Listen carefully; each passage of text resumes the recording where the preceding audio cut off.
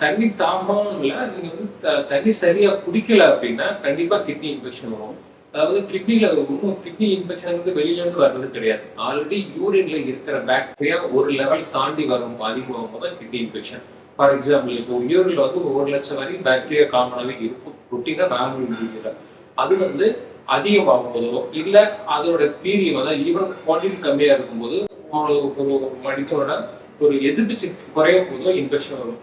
எப்படின்னா இப்போ வந்து நீங்க தண்ணி சரியா குடிக்கல அப்படின்னா தண்ணி சரியா குடிக்கலாம் ஆட்டோமேட்டிக்கா வந்து ஹைட்ரேஷன் கம்மியாயிடும். ஸோ அதனால வந்து யூரின் போற குவான்டிட்டி குறைஞ்சிடும். அதனால வந்து அந்த பெர் எம்எல் ஆஃப் பாக்டீரியா வந்து அதிகமாகும். ஸோ அதனால இன்ஃபெக்ஷன் வரும்.